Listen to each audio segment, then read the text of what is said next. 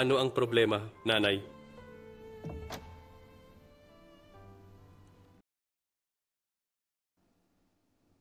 Ikaw na. Bukas na ang engagement mo. Matulog ka na maaga. Nagtatrabaho pa ako? Mauna ka nang matulog? Matutulog din ako pagkatapos ng trabaho. Napakasaya mo ngayon, nanay. Malamang na hindi ka makakatulog ng maayos ngayong gabi. Sa wakas, ang anak kong lalaki ay nakahanap na ng isang mabuting asawa. Masaya ka talaga. Siyempre, masaya ako. Akong naghihintay para sa araw na ito. Sige, matulog ka na ng maaga. Huwag masyadong magpuyat. Hindi maganda yon. Opo, alam ko po. Magbenta ka ng masarap na pagkain. Opo.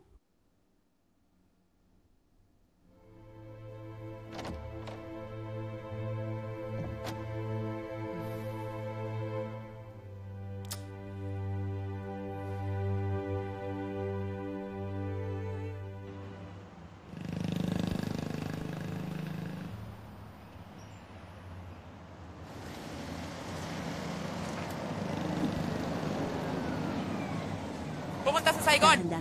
Oo. Kamay? Itigil? Pumunta sa Saigon? Opo. Ikaw, sumasakay agad. Pumunta na magkamay na.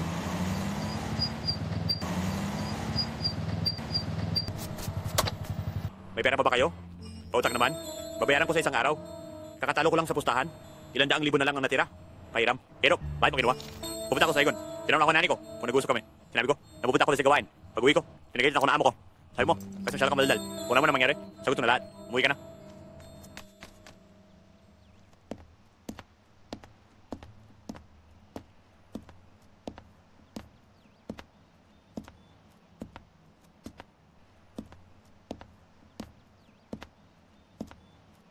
Ibibigay mo ba ang sing-sing? Ibinibigay ko ang aking minamahal na anak na babae sa iyo. Alagaan at mahalin mo siya. Opo, tatay.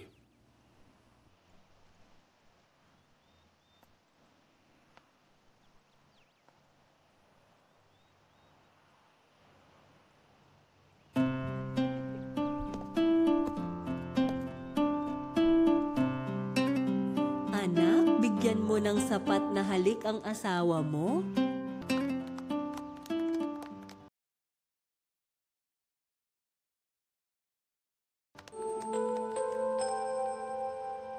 Masayang mga tao.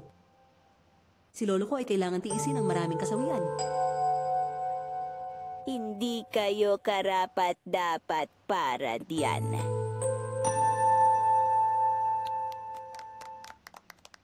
Ibibigay mo ba ang sing-sing?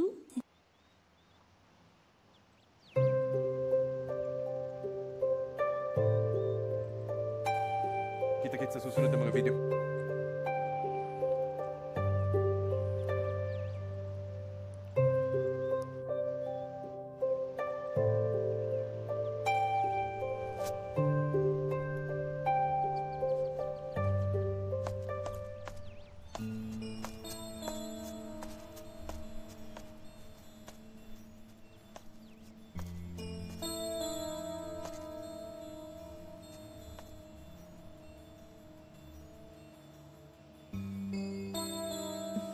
Hindi ko inaasahan na pupunta ka rin dito sa aming seremonya. Napakalaking karangalan para sa pamilya namin.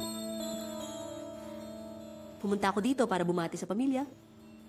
Tunay ngang isang masayang pamilya.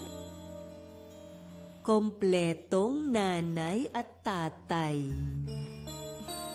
Ang anumang bata ay laging nagnanais. Ano ang ginagawa mo rito? May asawa na ang anak kong lalaki. Huwag mo na siyang habulin. Ma, hindi ganun yun. Inimbitahan namin si Utmi dito para dumalo sa aming engagement ceremony. Huwag mong sigawan si Utmi ng ganyan. Sige. Pasok na tayong lahat. Malapit na magsimula ang seremonya.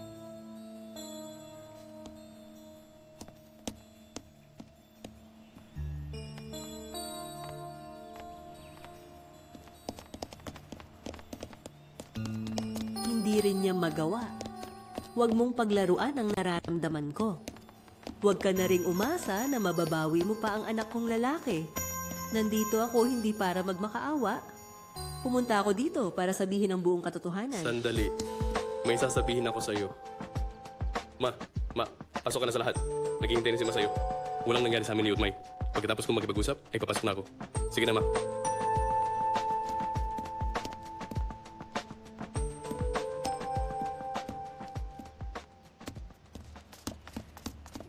Bitawan mo na ako? Pukmay, pakinggan mo ako. Alam mo ba kung ano ang ginagawa mo? Anong ginagawa ko? Baka natatakot ka sa gagawin ko? Utmay, pakinggan mo ako. Ano ang gusto mong pag-usapan tungkol sa iyong anak? Diyos ko.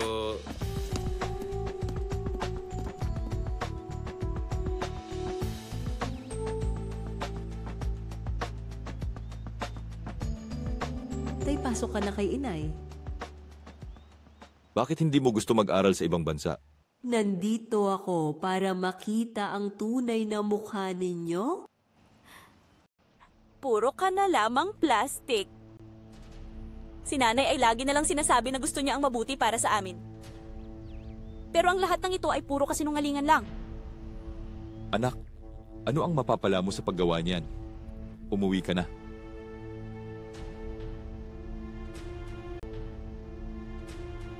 Heto ang 10 piso.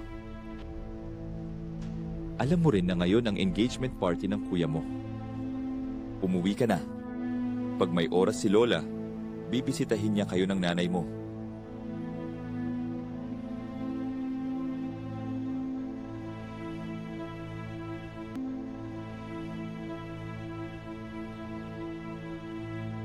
May kaunting pera sa loob. Anak, gamitin mo ito. Maya-maya, ipapadala ko ang passcode sa'yo para makakuha ka kapag kailangan mo. Maglalagay si tatay ng pera sa account na ito para sa'yo. Binibigyan mo ba ako ng tulong? Matapos mong iwan kami ng nanay ko. Ngayon, ginagamit mo ba ang pera para takasan ang responsibilidad mo bilang ama? Hindi rin malinaw. Utbi! Ipadala. Ito mismo ang bagay na tinatago sa akin ng mag-ama.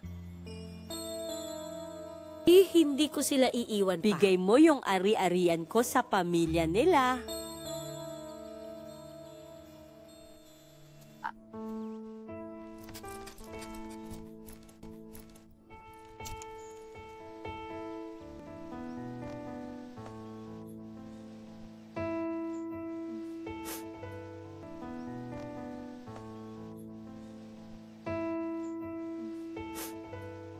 Ayos.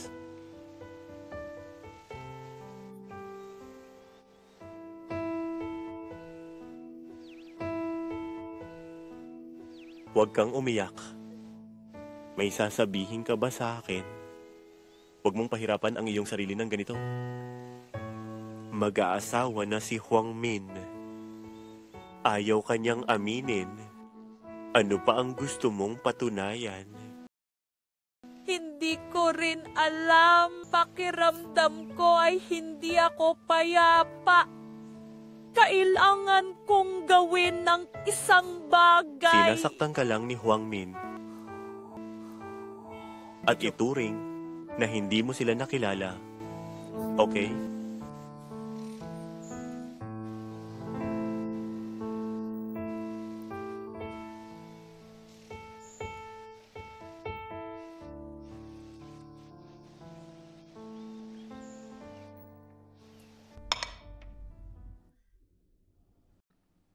Dahil din kay nanay, iniisip kong magtrabaho para dito masakit-masakit. Buti na lang at hindi nasira ng batang yon ang seremonya ngayong araw. Talagang hindi maganda ang babae.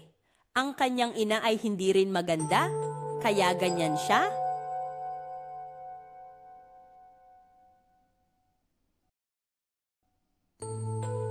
Pero may mga tao din na kinalimutan ng kanilang pamilya para sa kanya. Sabihin mo sa akin, bakit nandito ang batang yon ngayon? Tama ba na dinala siya dito para ipakita ito sa iyo? Tama ba? Bakit naman ganon? Siguradong dumating siya. Kasi alam niyang may engagement ako. Totoo ba? Talagang hindi talaga. Wala na ibang-iba pa. Oh, tanong ko lang naman. Pero duda ako? Ha? Ikaw at siya? Anong klaseng relasyon meron kayo? Bakit magkamukha kayo ng husto? Bago niya iwanan ng babae, nakapag-iwan na kaya siya ng anak? Huwag kang magsalita ng masama. Walang ganong nangyayari. Nagbibiro lang naman ako. Bakit ka natataranta? Pagod na ako. Narinig ko siya nagsalita ng 7 beses, 3 beses, na masakit pa.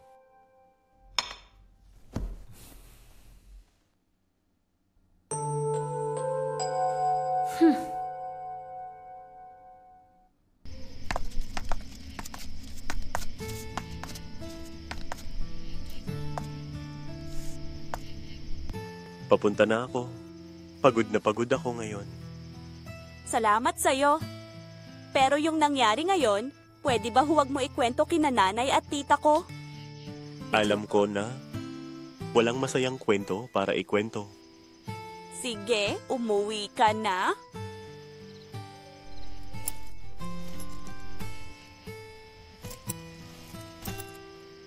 Masakit pa rin ba ang iyong paa? Bakit mahal? Hindi ko maintindihan kung bakit ako nasasaktan.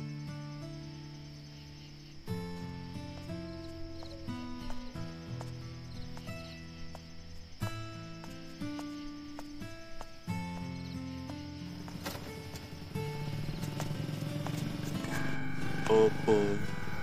Anong meron nung gabi? Tito Nam, gusto? Gusto ko nang umuwi para magbenta. Nasaan si Tito Nam? Ano ba? Si Nam, sa tindahan ni Ginochin. Kulang siya ng ilang mga gamit sa baboy at ulo ng baboy. Hindi pa siya nagbabayad. Kaya nandito siya para kunin ang pera. Sige, sasama ko kay Kuya Nam para mas masaya. Wala namang problema. Aha, Kahit masakit. hayaan mo na. Nagahabol ng utang na may kasama. May mga kasangga para masaya. Tara.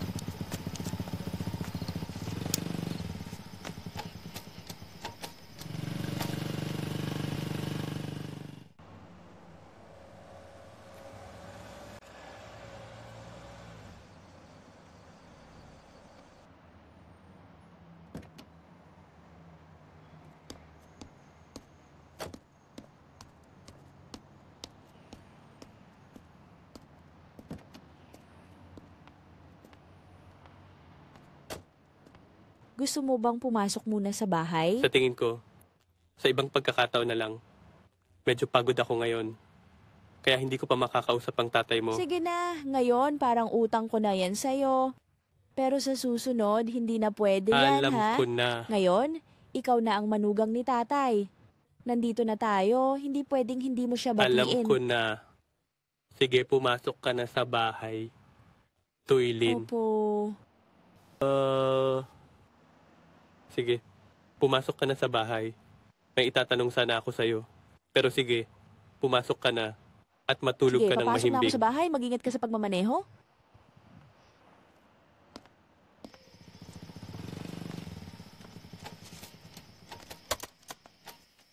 Tito, mahiga ka na. Maghihintay ako. Oh. Hoy, Kamusta naman ang mga baboy? Umupo ka, Mang Nam. Sandali lang, ha? Opo.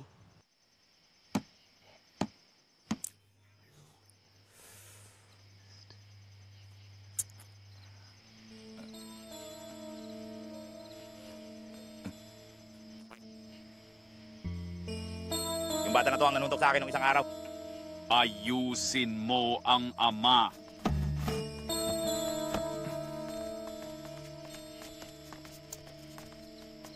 Sino kayo? Alam nyo ba kung sino ako dito?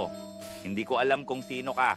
Ang alam ko lang ikaw, ang taong nakipag-away sa akin nung isang araw. ikaw pala. Ano ngayon ang gusto ninyo? Gusto ko lang ibalik ang mga bagay na isinulat mo para sa akin nung nakarang araw. Hoy! Sandali. Lumabas si James. Bukas ng umaga, mag-usap tayo ng maayos.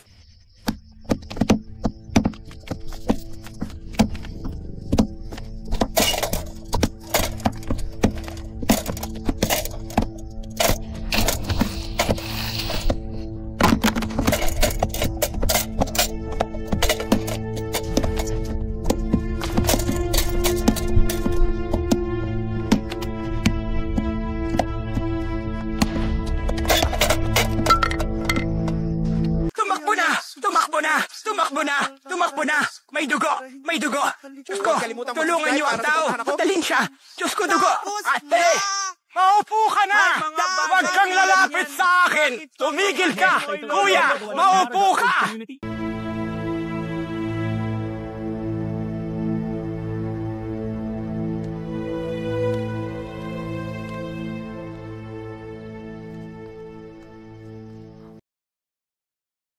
Sana wala. Hindi pa. Bakit ang tagal mong makipag-usap kay Lua? Sige na, matulog ka ng maaga. Maghintay ka na lang hanggang makauwi si tita. Sige, matulog ka na. Hintayin ko ang tita mo. Pakiramdam ko ba ay walang tigil na kaba? Hindi ko alam kung may nangyari o wala. Naiwan ko ang telepono sa Siguro, bahay. palaging nagkukuwento si tita. Kaya late na siyang umuwi. Maay gusto lang sana na ganon. Saan ka pupunta ngayon araw? Papa, ako... Kunin mo ang telepono para sa akin. Naiintindihan ko, inay. Narinig ko ang 5.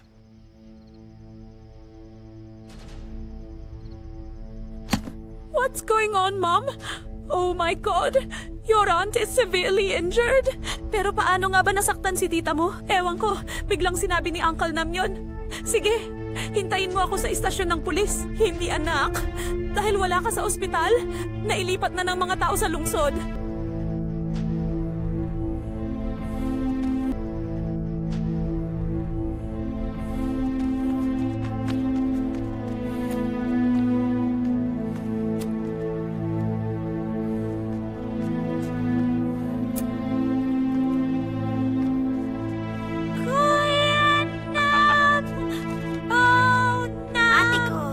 Nakakahuli lang. Huwag sasaktan si Tito.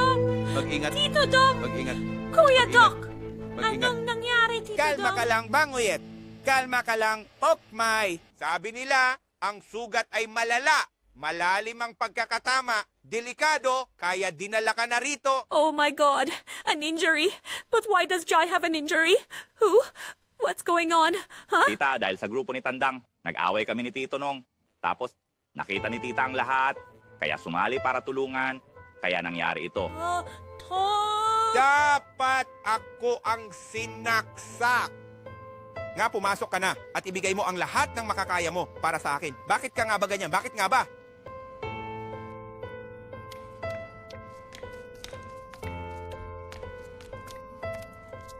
Maumupo ka dito, Nguyet.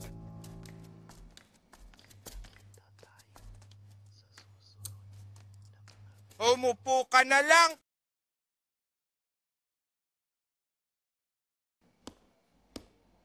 Kahit na ganito, ano man ang gagawin, Doktor! siguradong magkikita Ano na, ulit. doktor?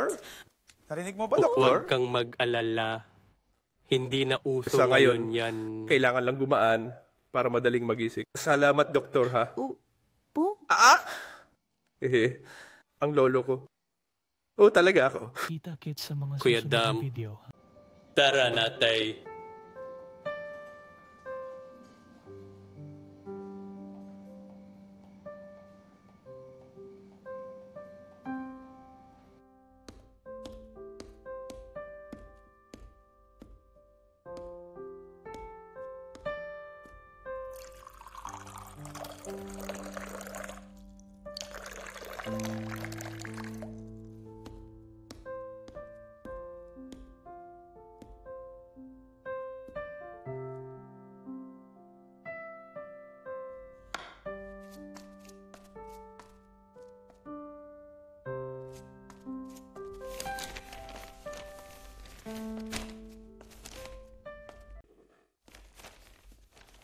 Naabala ka ba dito? Ano ang nangyari kaninang umaga na nagdulot ng ganitong klase ng sakit sa Monkey King? Malinaw. Nakikita kong nag-aalala ka kay Utmi at sa kanyang pamilya. Pero bakit mo sinasaktan si Utmi? Hindi iyan ang problema mo. At wala akong tungkulin na sagutin ang tanong mo. Umuwi ka na lang at alagaan si Ukmay. At huwag kang gumawa ng problema para hindi mapagalitan ng pamilya niya.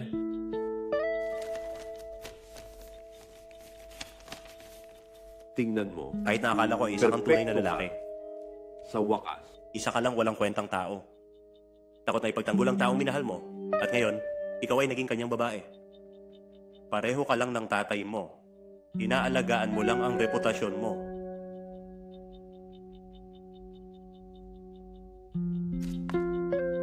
Ngayon hinihiling ko sa iyo na alagaan ang lahat. May kailangan akong lutasin sa probinsya. Pupunta ako sa pulis para iulat ito. Hindi ko pwedeng hayaang makawala sa batas ang mga kriminal na yan.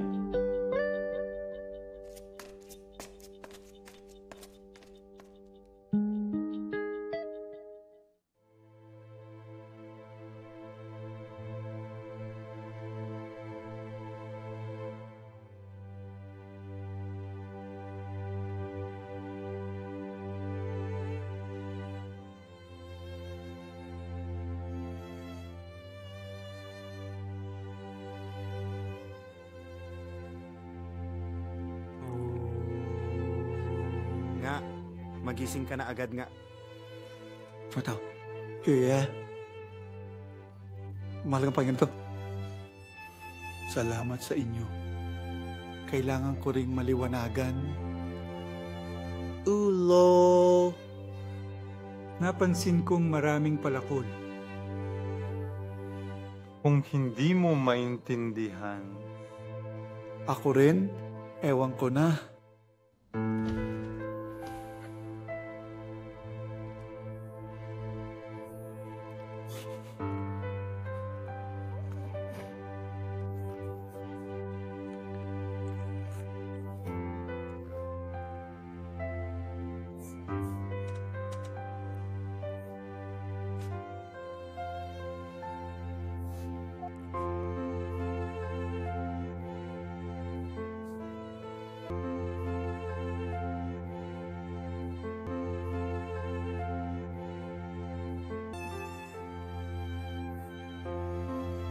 Kahit ano na lang, Tito Nam.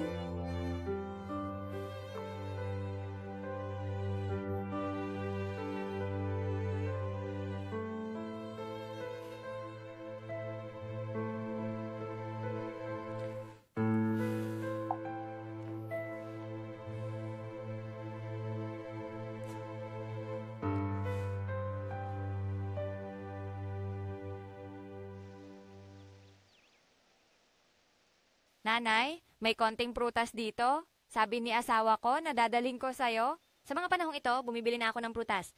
Ang asawa ko ay sobrang abala, kaya hindi siya makadalaw kay mama. Kaya nga pinakiusap ko na dalhin mo itong mga prutas na tanim ng asawa mo. Oh? Kakadating mo lang ba, anak? Opo, kadarating mo lang ba, tatay? Maraming kulang na prutas sa bahay na ito. Kailangan ng anuman? Ipapadala mo pa? Parang bumisita ka lang. Nanay, alam ko na hindi tayo nagkukulang ng kahit ano. Pero ito ang mga prutas na galing sa pamilya ng asawa ko. Padala nila para makikain kayo. Sabi niya, dahil nagkaroon siya ng anak, mas nagiging masipag siya sa trabaho. Swerte natin. Nagpalaki tayo ng anak na babae, pinakain at pinag-aral ng maayos, kinasal na siya. Ngayon, pag-uwi dito, salita asawa, salita anak, parang walang pakialam sa mga magulang. Ano, bakit ganoon ang sinasabi niya? Ang mga bata ay mabait. Dumating siya at dinalhan tayo ng prutas. Kung meron, kainin mo na ito.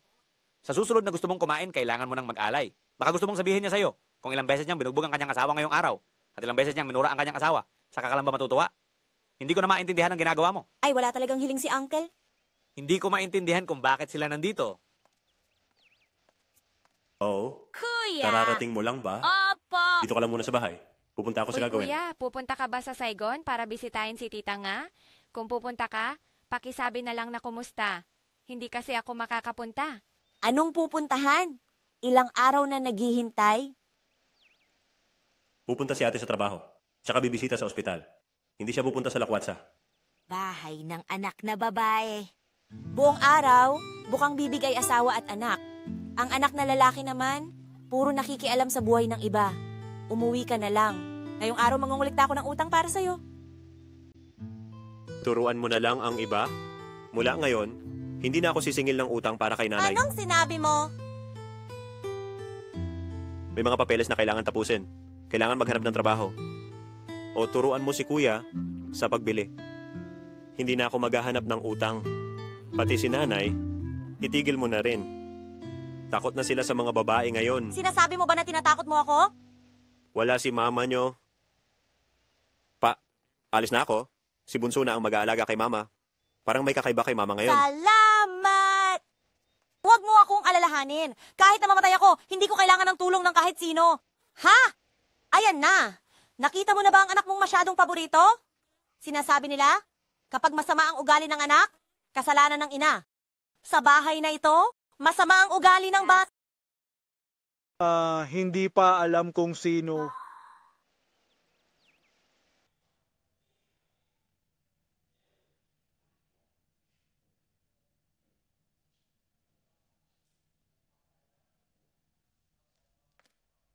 Kumusta at paalam? Gising na ba si nga? Hindi pa po. May binili akong pagkain para sa inyong dalawa. Kumain ka na? Huwag mong hayaan na magutom ka. Baka may marinig ka. Gaano katagal pa ang pamamalagi niya sa ospital? Nandito na kami ng 2 araw. Siguradong magigising din ang dalawa. Malakas siya. Hindi niya hahayaang may mangyari sa kanya.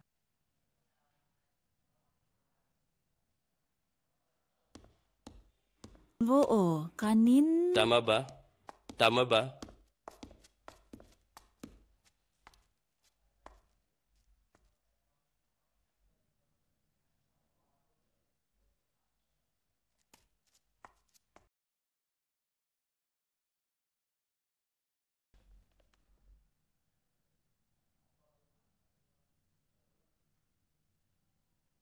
Salamat. Kitang magkita ulit. Lagi na lang nakahiga si Lola at ayaw gumising. Nag-aalala na ako. Anak, may alam ka bang paraan para magising si Lola? Nakaupo lang kami dito. Sobrang tagal na nga eh. Tito namat lahat, huwag kayong mag-alala. Magigising lang din si Tia. Maging pasensyoso lang kayo ng kaunti. Sa tingin ko ay magigising na siya ngayong araw. Maraming salamat sa'yo.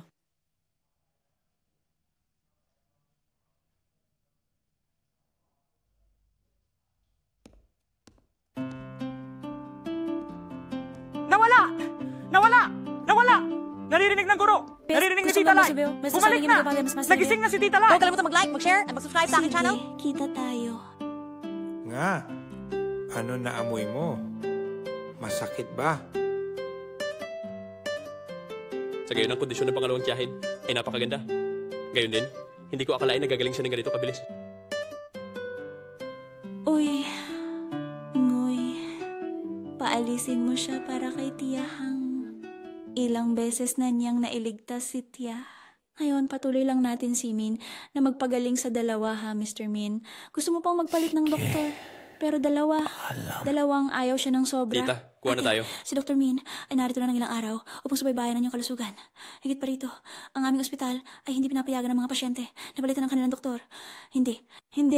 Gusto kong magpalit. Ano? Sige na. Palitan mo. Magpahinga ka na lang. Lalabas na ako. Kung may mangyari, sabihan niyo ako at pupuntahan ko si Tiyahang.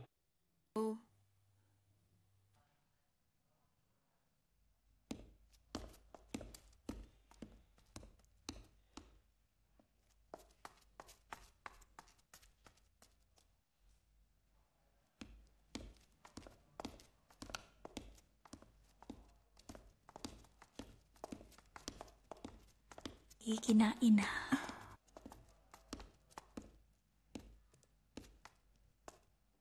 Subukan mong gawin ito. Oo. Mga sombrero lang yan. Tatanggihan ba sila ng ospital dahil sa kanilang mga doktor? Natatakot ako na kung ipagpatuloy mong gamutin siya, baka magalit siya at hindi na gumaling.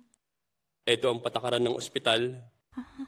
Kung may nagawang mali ang doktor sa pasyente, doon lang pwedeng palitan. Kung wala namang dahilan, hindi pwedeng basta-basta palitan ng doktor. Pero kahit ako, pwede ring mas okay kung magpalit ang doktor para mas maasikaso si Tita. Dahil sa akin, nagkakasakit ako agad kapag nakikita kita. Ganon din ako. Ako at ang ina ko ay ayaw kang makita. Galit ka ba kay Kuya tungkol sa nangyari nung nakaraang araw? Paano ako magagalit sa'yo? Isa lang akong batang babae na hindi kinikilala. Isang anak na walang anumang posisyon. At ikaw, kailangan mong protektahan ang iyong ina, ang iyong pamilya. Tayo ay mga tao lamang. Bakit ako magagalit sa'yo? Hindi ako makapamili. Sana ay maunawaan mo ako. Asawa ko, hinahanap kita kanina pa. Pumunta ako sa opisina mo. Sabi ng mga nurse, nag-check up ka? Ha? Bakit nandito si Ukmay? Inilagay ng pangalawang tiyahin niya sa ospital na ito. Pero, teka, meron bang utang na dapat bayaran? Miss, kita kaya hinanap kita. Pero ang coincidence, sa malayo, pumunta sa city para mag-emergency. Tapos napili pang mag-emergency para sa kanila. Nakakakita ka ba ng kakaiba?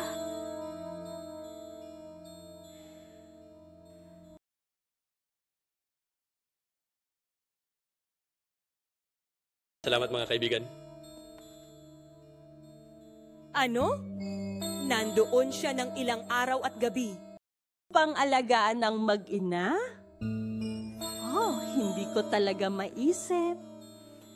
Bakit ba ang bahay na iyon ay patuloy na sumasagi sa atin? Kaya pala, nitong mga nakaraang araw, palaging nasa ospital siya, kahit gabi hindi umuuwi. Tinatawag siya ni Mama, pero lagi niyang sinasabi na busy siya.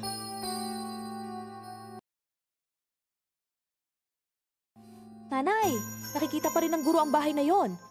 Hindi pa rin tayo iniiwan. Sobrang napapangiti ako ngayon. Parang binalak na yata ni Kuya Min ang lahat.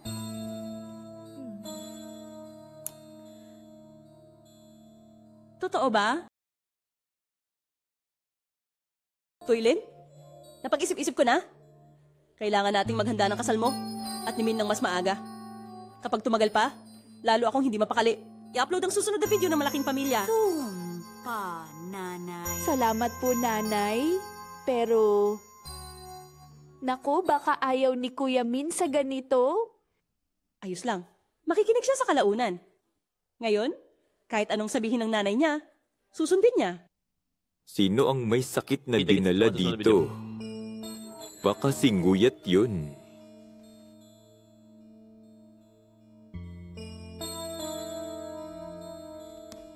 Saan ka pupunta? Ayoko kitang makita. Hindi pa ako pumapayag na tulungan siya. Hindi, ayokong baguhin ng anumang bagay. Ayokong pumagit na ka sa akin. Lumabas ka. Diyos ko, nagsasalita ako ng Vietnamese? Hindi ako nagsasalita ng ibang lingwahe? Bakit hindi mo ako maintindihan? Sinabi ko na, ayoko na kitang makita. Nakasakit ka sa akin, anak. Paalisin mo siya. Masama na ang pakiramdam ko. Huwag masyadong emosyonal. Makakaapekto ito sa sugat mo. Sukatin pa natin. Tama nga ang sinabi ni Min.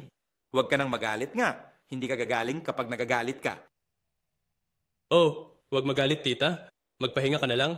Lalabas muna ako. Bukas na kita ipapakonsulta. Tara! Pangalawang araw?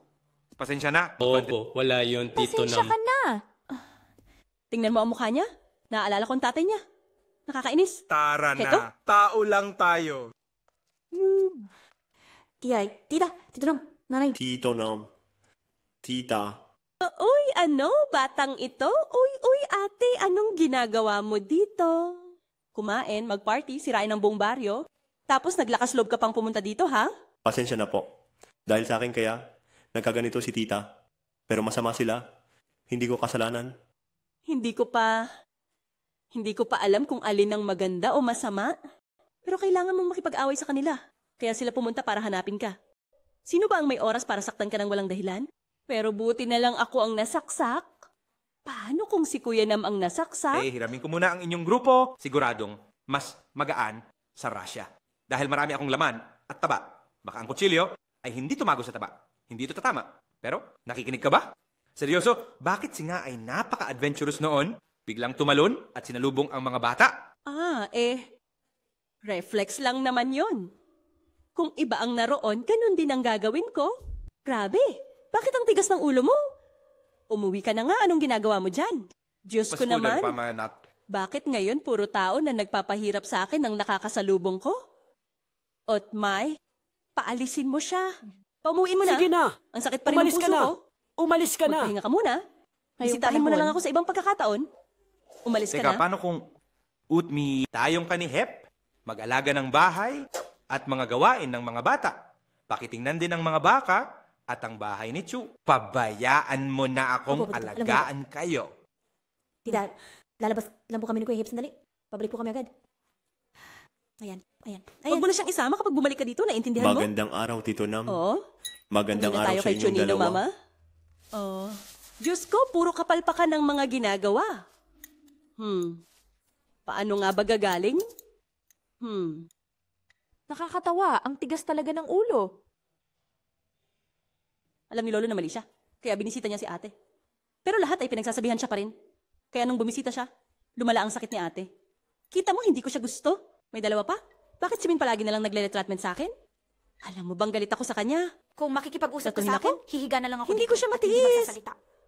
Hoy, bata lang siya. Bakit niya kailangan buhatin ang kasalanan ng matanda? Hoy, huwag kang maging masyadong mapanghusga sa kanya. Kahit papaano, mabuti siyang tao. Isang napakarespetadong tao, ang bastos talaga niya. Hindi siya marunong. Huwag mong isisi sa tatay ang responsibilidad ng anak. Pinagtatanggol mo pa siya? Sige, ipagtanggol mo. Ako, narating dito sa sakit para hindi na ako magawa. Para masiyahan ka. Hides. Ha? Ano? Pasensya na. Hello sa lahat. Ay, hintay ka. Diyos ko! Diyos ko! Anong klaseng araw ito? Bakit lahat ng tao na nakikilala ko ay ganito? Paano ako gagaling Hoy! nito? Dang, Ano? palitan mo ang ospital, palitan mo ang doktor, palitan mo ang nag-aalaga sa akin.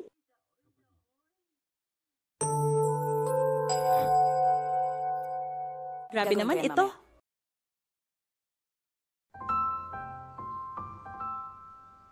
Nang marinig ko na nagsasalita, akala ko may nangyari kay Nguyet.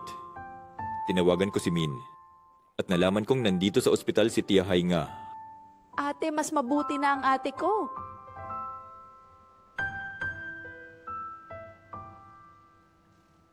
Umuwi ka na agad. Huwag mong hayaang malaman niya na nandito ka.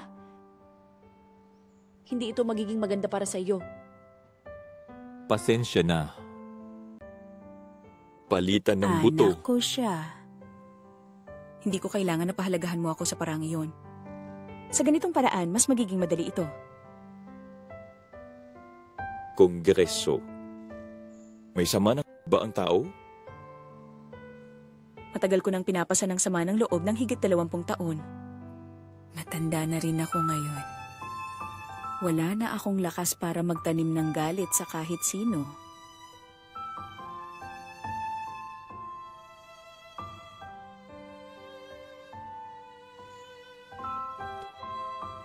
Pauwi na ako. Alagaan ang asawa ni Nguyet, ha? Umalis ka na.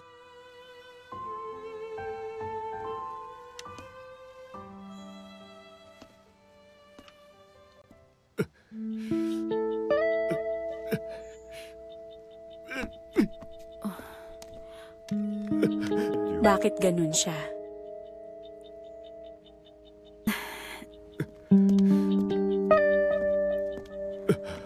Okay ka lang? Hindi ko rin alam. Kamakailan lamang ay naiisip ko ang ganyang sakit. Pero sandali lang nawawala naman ito. Walang problema.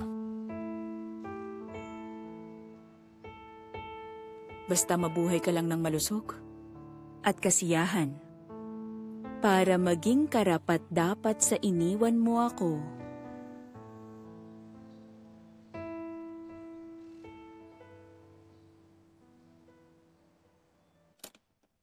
Oo nga. Uy, Philip. Kadarating mo lang ba? Kakarating ko lang.